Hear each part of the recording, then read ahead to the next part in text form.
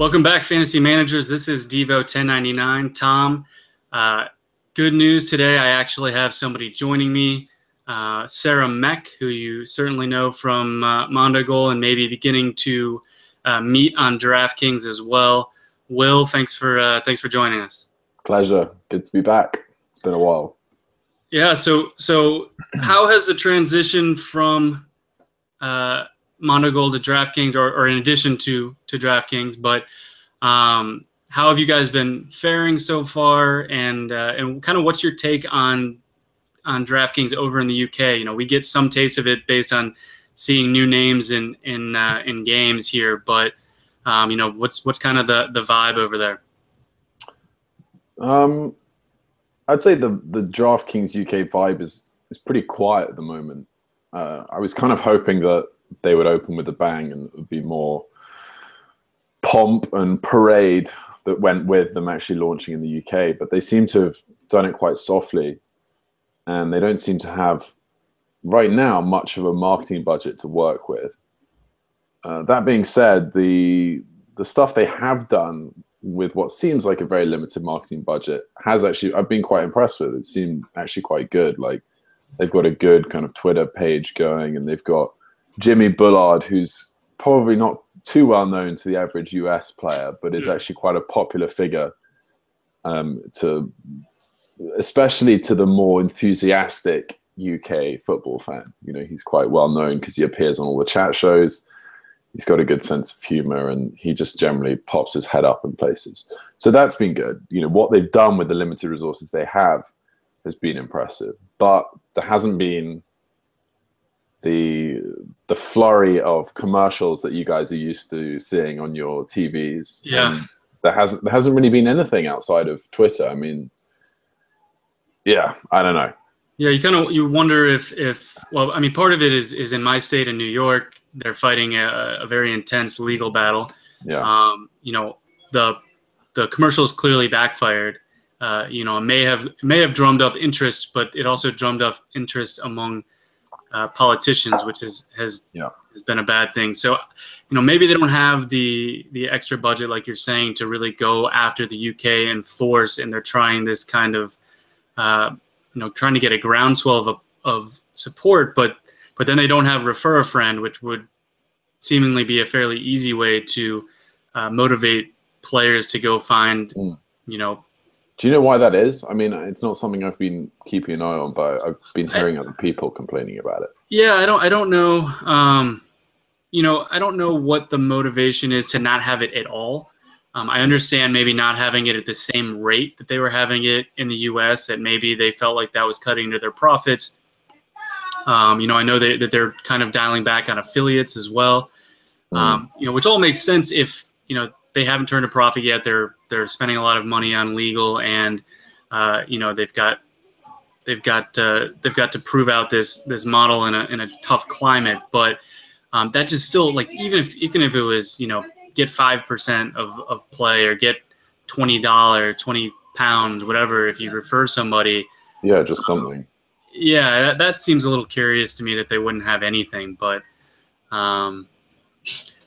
yeah, I mean, you know, there certainly are some new names, and the games seem to be getting a little bit sharper. The pricing, because they changed their scoring model a few months ago, and the pricing was way off for a while. They essentially kept the same pricing and changed the scoring, so there was significant overlap, but it was also very easy to have an edge over a more casual player. Now, you know, now the conversation of whether to use all midfielders and get crosses and corners versus using strikers is at least a little bit more interesting, a little bit more difficult than it was a few months ago. So how is that process faring? I know there was some talk on Twitter that, you know, some UK players are fairly frustrated by crosses and corners counting as a full point.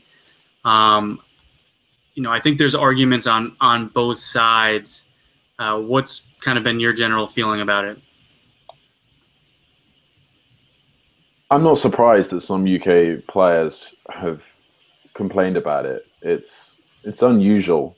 It's it's not something we've seen in any of the season-long fantasy contests that have existed before DraftKings in the UK, and it's not something that you'd automatically expect to be treated so generously in a fantasy. Why is it rewarded as being this event that can become almost the principal thing that you focus on when you're building a team? Yeah, it's like the sort of backbone of your scoring points, really, on DraftKings. I did see that Twitter exchange between a few UK players, and I think the Draftkings football head, Matt Bernbach, I think his name. Birnbaum, yeah. Okay. Birnbaum. Okay, all right, there we go. And yeah, he made the point that it's people like crosses because they can be relied upon, and it doesn't feel like you're just picking players and you have no idea what they're going to do in a game, you know, whether it's going to be a goal or an assist, all these kind of high volatile scoring metrics. And maybe having something in there like crosses that people can get some comfort from and put some dependability on when they pick a player actually improves engagement for all players on the website. I don't know. I mean, there is something to it. There is something kind of nice about watching your lineups just gradually accumulate points rather than just waiting for some one-off event. Yeah, maybe DraftKings are thinking 3 steps ahead of everybody else when they're introducing stuff like that. Yeah, I haven't played any of DraftKings other sports, so I don't know if they have similar scoring policies for their other sports as well, but I wouldn't be surprised. Yeah, I think that comparing it to the other sports have been so statistic-based for so long that when they count things that maybe aren't that aren't that big of a difference-making event for the actual game, we're still accustomed to counting them. I'm okay with it. I've kind of come around, even on corners, which I really didn't like. Yeah. I've kind of come around, like, because it is predictable and it is something that, you know, that it kind of goes back to like a slot machine, right? They're not gambling, obviously. It's not gambling. Sure. But there's something psychological about, you know, these little you know, changes in scoring, these little green plus points that are happening on your scoring page that is going to get viewers to be more engaged and think like, okay, they're scoring, you know, this is good, I'm going up, you know, versus what you're saying, like waiting for these huge events that are very obvious in the game. So I would imagine that that's part of it. I know, you know, Mondogoal, similarly, like they have a lot of different ways to score, so that you're constantly accumulating points. But I think that would be an interesting conversation, and maybe if we can get Golden Donkey on here, and I don't know if Matt Bernbach would be available as well, but to kind of you know, talk about the pluses and minuses, what kind of their rationale is behind it. You know, they've done some research around it. I know they've had people fill out you know, surveys, and maybe casual players prefer it. I don't know. You know, it seems like the hardcore players don't look at that as defining who is an effective player on the pitch, and therefore don't think it should be such a large portion of the points that are scored.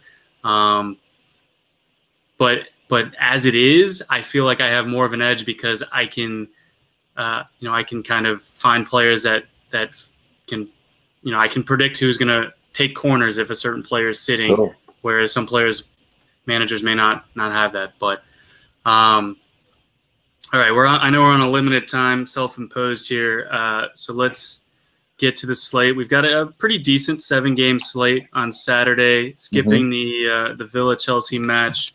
You don't want to talk about that one?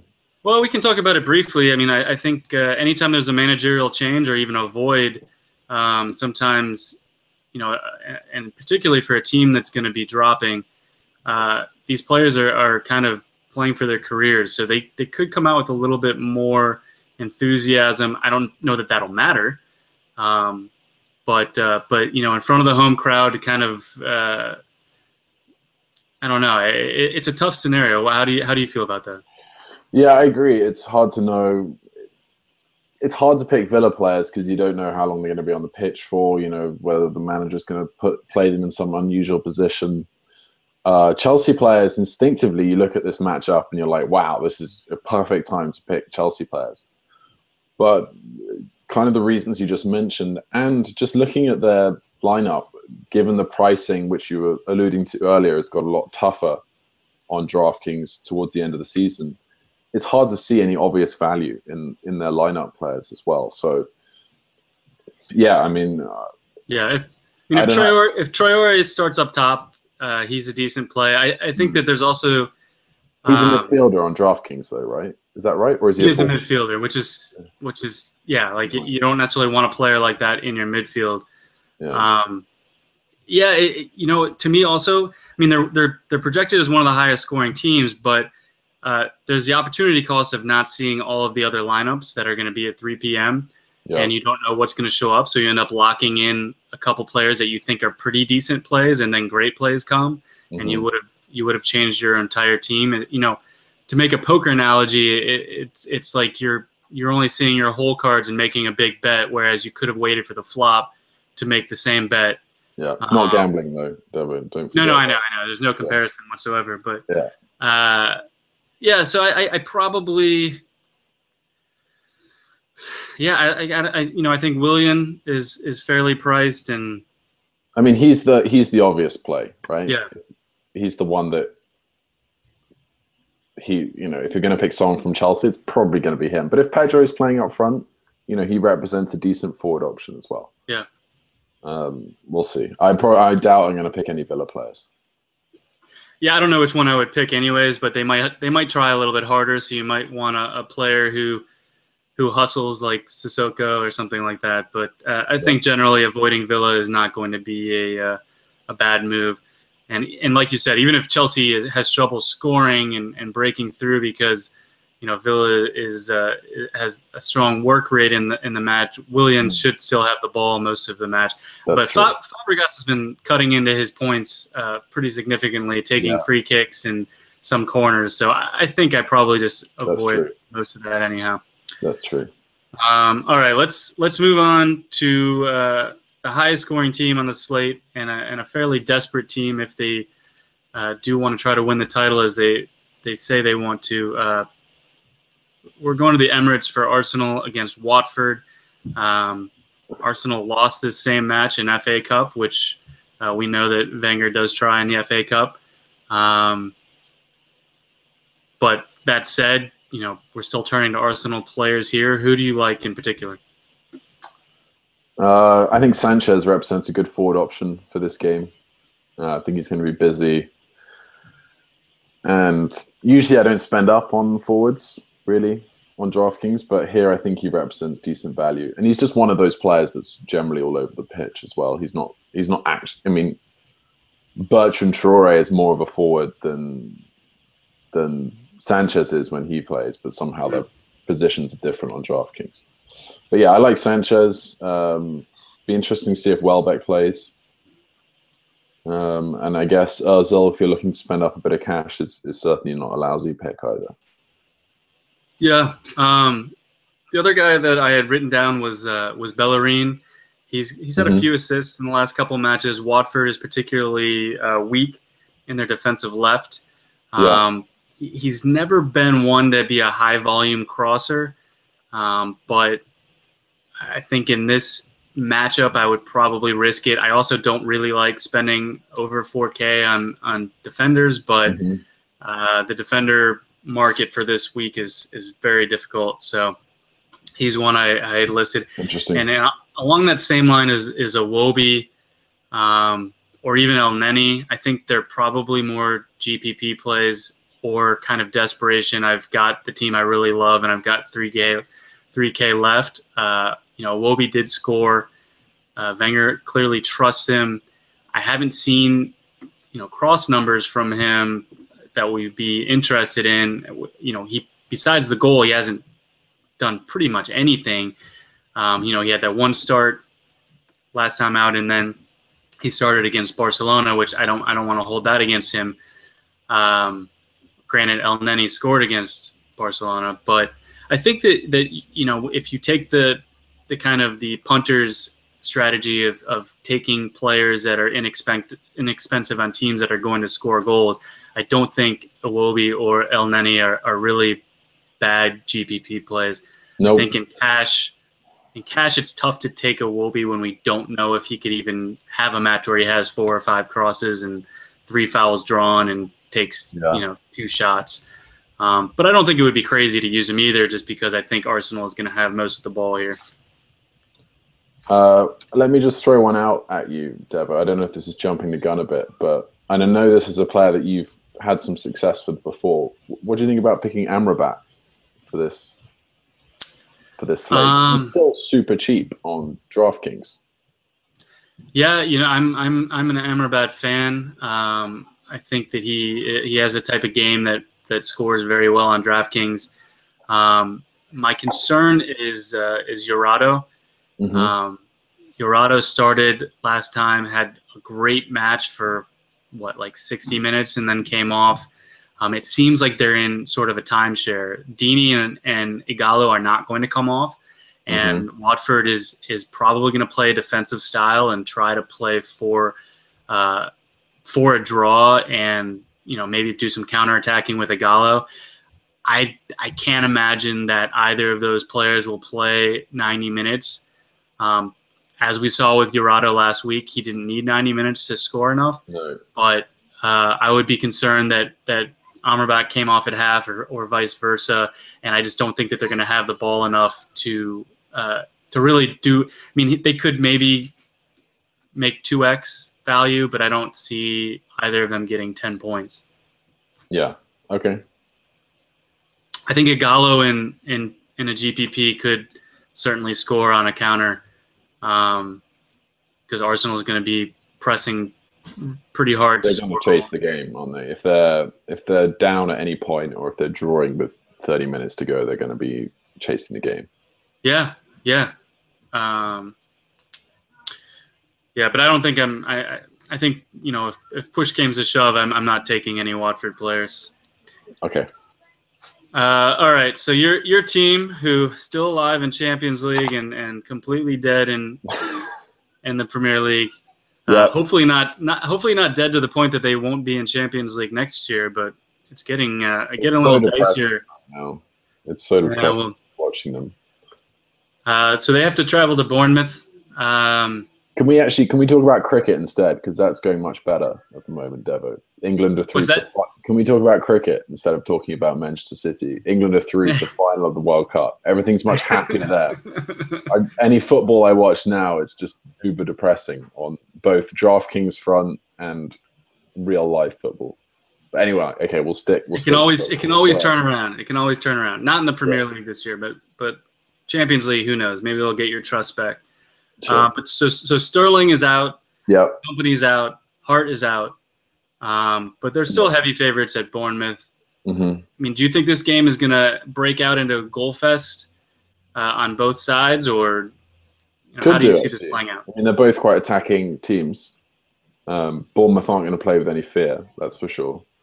And City, you'd expect, are going to go for the win. I mean, I can't see them settling for a draw with 20 minutes left. I don't know. Maybe they will. I could see this being a very open game. I could see this is probably going to be, I haven't looked at the betting markets, but probably in the upper end of expected goals on the betting markets, this matchup, I would expect.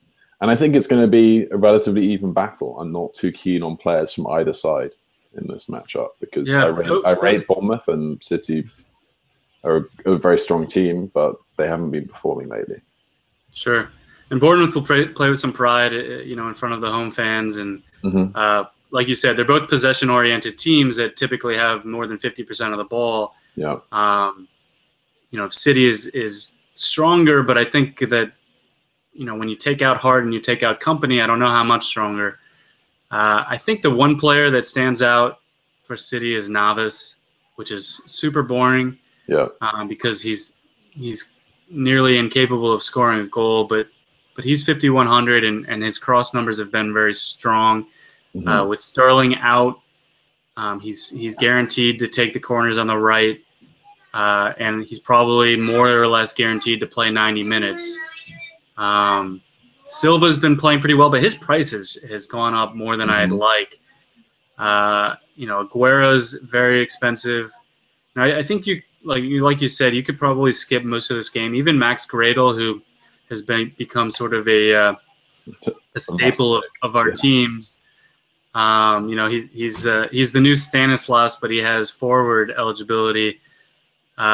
He's 5,400 and hasn't really earned that price in the last couple weeks. So yeah, I don't know. It kind of depends on how the lineups shake out for the rest. De Bruyne could be back for this game. It's unlikely, but he could. Oh, is that right? Okay.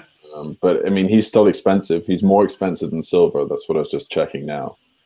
And that could complicate Navas then. But is Torre going to make it or not? I don't know. I think I think he'll play, but he's not someone I would pick certainly. But no, I know. But he would clog up the midfield to the point that maybe De Bruyne or Navas would be a little bit less solid. But okay. I mean, at this point, they probably should save him for Champions League, but I don't know if they'll do that. Yeah, I agree. All right, let's go to the next game. A relegation battle, Norwich hosting Newcastle. I like this one. I guess. I mean, it's sort of like both defenses are really awful, but both attacks are equally awful. I think that you take Brady and Townsend and probably move on. I don't know. Are you looking at more players than that? Yeah, I like. I don't know if Jarvis is going to play, but I think he's great value if he does. And the same goes for Olsen in defense. So I'll be keeping my eye on whether those guys start. Yeah. And, yeah, it'll be Jarvis won't. If Brady's playing, then Jarvis won't be on corners. Yeah, there's that issue of them eating into each other. But we'll see. He is cheap and he can be decent. I don't know.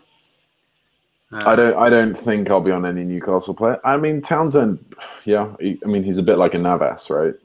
Probably that's slightly unfair. He's slightly more likely to get a goal than Navas, but he's that kind of player. Well, he's definitely more likely to think he can score than Navas is. That's so true. So you might get some shots out of him that you wouldn't. Navas. Every now and then, you can tell Navas has been told by the manager to believe in his shooting more, and he'll go out for the first 30 minutes. He'll take about 6 shots that go nowhere near the goal, and then he'll lose all his belief in his shooting capability. Rightly so, again, and he'll never take a shot for like the next 3 games or something. Well, and Newcastle lost their third string keeper now, so they're going even deeper. Yeah. I mean, if I thought Norwich was even remotely predictable, I might take them. One player who actually his use has been very strained, but Houlihan has been surprisingly good when he's played. So if he started I might kind of throw him in on a GPP team. He's not as cheap as I'd like him to be, since his cross numbers are erratic at best. But his game log was a little surprising to me. He got a ton of assists at the start of the season, I think, and then he did. Yeah, he had one game with 2 of them, and then even recently though he's kind of been back on the radar, at least according to my model. So I'm still not going to take him. Just a thought. And if you make the other quick comment on this is, annoyingly, it seems DraftKings still don't let you pick Patrick Bamford. I don't know why that is. I think they're just saving you from yourself. Yeah, maybe it's it's probably quite a good idea. The algorithm doesn't recognize that he's actually. But he would represent a decent GPP play, assuming he's not ridiculously expensive. Right. He would have absolutely minimal ownership against a backup keeper on a really poor defense.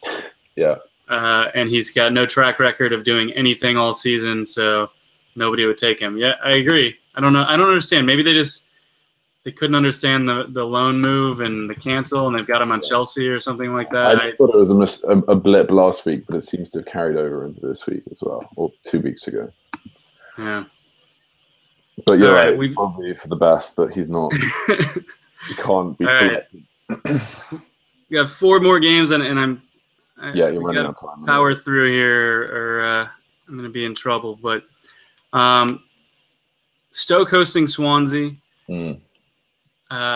Sounds like Given may be in net if is fit in time, and that's their preference. But Haugaard as well from FC Midtjylland could be an option. They're both very inexpensive, and Stoke is surprisingly one of the favorites for a clean sheet. Would you trust either of those in this match? Well, yeah, and you've got to consider the win percentage as well for goalkeepers in the in Draftkings. And yeah, I think Swansea have slightly overshot themselves. I don't think they've been playing as well as their results have suggested in the last couple of months. So yeah, I certainly wouldn't mind picking a Stoke goalkeeper head.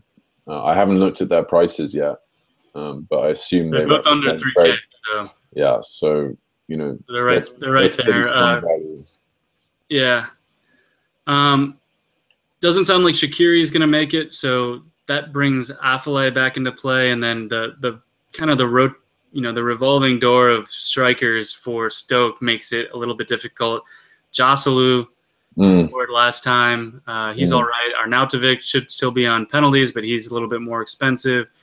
Bojan can't work his way back into the lineup. And you've got Walters. I mean, I think that you could probably just take whichever striker is up top, and he'll be inexpensive enough and have a chance at a goal. But I just don't know if it's a great strategy here. Well, Arnautovic usually picks up some other points beyond goals. So yeah, if you've got that little bit of extra cash to spend on him, then he's not a terrible. He's not going to burn you. Probably not going to burn you even if he doesn't get a goal. Which for your cash lineup is something you really want to look for in your forward options. Yeah. Affalay was very disappointing last time, but I think that this is a better match for him. If he plays the 10, then that kind of limits his crosses a little bit, but they should have a lot of the ball, and I would imagine they'll get more than, I think they had like 2 corners last week. Sigurdsson has been incredible, but his price is caught up, and it's an away match. I think he's a good GPP play because I think that it would be nearly insane to take him over Ozil or Payet. So his ownership will be microscopic, and he's always and if he were to score a free kick and there was enough of a percentage on the Stoke keeper, you're getting kind of a double there. So that's the only thing I would even consider on Swansea, though. All right, motoring along here. Another match that is surprisingly interesting in the players that I'm considering: Sunderland hosting West Brom. West Brom has reached the point in the season where they're not really doing anything anymore. They can't go up and they can't go down, so they just kind of sit back, but without much effort. That leaves Sunderland with a surprisingly high amount of players that I would consider, much because they are lower valued. But Khazri's been a little bit disappointing. His price has gone up and his performance has gone down, but I think he's in play here. Both Barini and Defoe, and then the fullbacks, even Van Aanholt and the U.S. great hope of DeAndre Yedlin. Are any of these guys going to make your final team? I think Khazri is almost a must-play for cash. He's all over the set pieces, and West Brom, as you say, they're kind of in, I don't know, wind down mode right now with the end of the season, and they don't, even when they're up for it, they don't really play possession football. So I'm expecting Sunderland to see a lot of the ball. I'm expecting Khazri to get a lot of set pieces, and I'm expecting him to get a lot of crosses. Yeah. And even though his price has gone up, I still think he's basically a must play. The other players I kind of like. Defoe, I think, is too risky for a cash game. I don't know. He's not that expensive, though. And one player you didn't mention who's maybe on my radar is Jan Kirchhoff. He's the tackling monster in the midfield. He is. And so it's kind of this unusual one now that with tackles seem to play more of a part since DraftKings changed their scoring metrics. And he's the kind of player that benefits from it. I don't know how. I haven't really got a strong sense yet of how much you can depend on a player's tackles, but I have a feeling with a player like him, you can rely on him getting a few, and he's still cheap. It's not crazy. It's not crazy. They've got a much. I mean, and I'm looking at his past 10 games. They have not kept a clean sheet, which is not surprising. But I think if they're ever going to keep one, this would be the game. I have tried to chase tackles with a guy like N'Golo Kante. I think that, it's the type of thing where you might end up taking a knife to a gunfight, and because he has no upside. He's got no 10-point games on his game log. Or sorry, he has one. He's still. He could get you 7, 8, 9 points. He could get you 7 or 8, 9 points. 2.5 for 2,500. So it's not crazy. But if he gets you 4 points, I'm not going to feel that sorry for you either. And they're all tackles, but he gets nothing else. Yeah, that's kind of the concern. Yeah, I know. He's got one cross. He's got 2 shots, 1 shot on goal. And, he doesn't have a yellow card yet, but he's got a lot of fouls, which those tend to lead to yellow cards. It's not a bad play, and I think that it'll be very, it would be hard for me to see him get less than 2x. I just don't know if I want to take a guy who I'm hoping gets 2x. But like I said earlier, the defenders are tough this week, so if it gets you to a striker that isn't named Defoe, then maybe it's worth it. Probably. And then West Brom, no thanks. Even against Sunderland, they don't have anybody reliable anymore. Gardner was reliable for a couple games out of nowhere, and then went right back to being Gardner. So. And then McLean doesn't play, or is he injured? I can't remember that. But I think he just got marginalized. They just don't use him anymore because he's just not a very good player. Besides getting good cross numbers for DraftKings. All right, 2 more. Team Payet hosting Palace.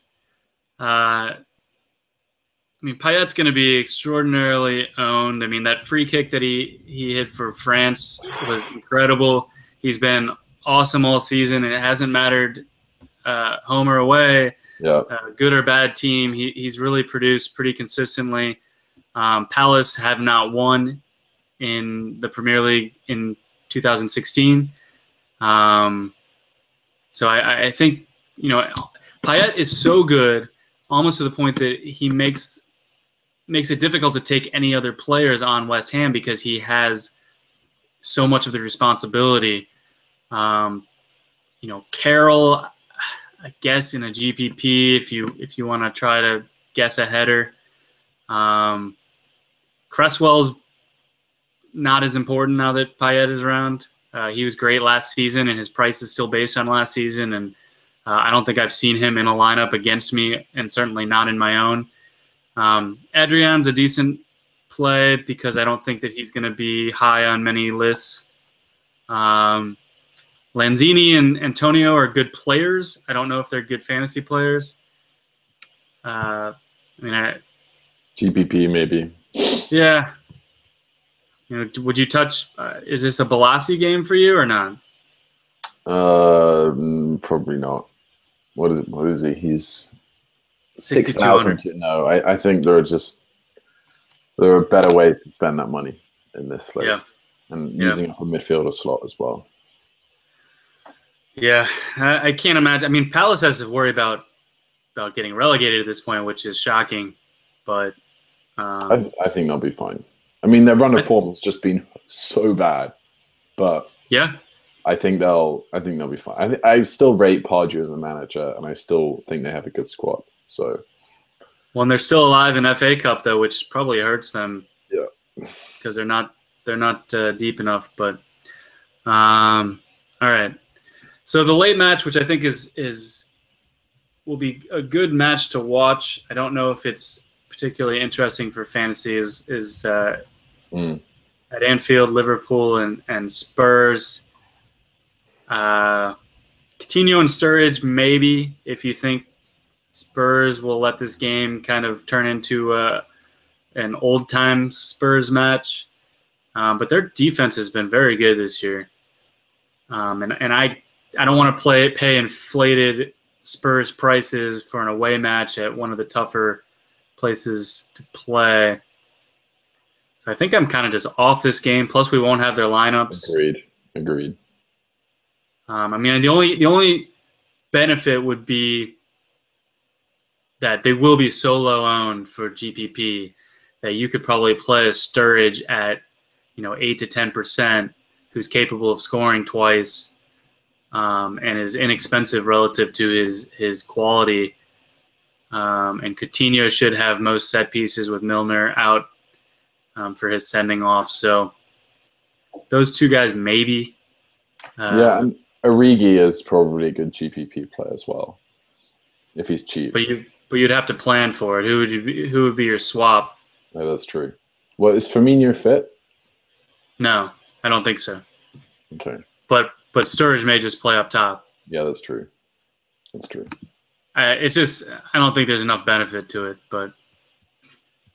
Yep. All right. Well, I appreciate it. Sorry to rush you off here, but we'll hopefully get a round table. I'll try to get that going on Twitter and see if we can schedule it, and get a discussion about some of the scoring stuff. I know Draftkings is open to change. They modified their scoring pretty drastically and prior to the UK launch, so they're good with their customers, I think, for the most part, and open to change, and maybe they'll have some insight as to their decision-making process that would be helpful for us regardless. So hopefully you can get your mini slump here turned around this weekend, and it's gonna happen. I think so. Get into that live finals, or not live final. Get into the season finale. Well, my two tickets are now free. I was paid their fees and told to move on until they can figure that out in the New York legislature. So, well, thanks again. Good luck this weekend, and hopefully we'll check in on you again before you're one of many tickets to the live final. Yeah, we'll see. Cheers, Devo. Thanks very much. All right, well, take care.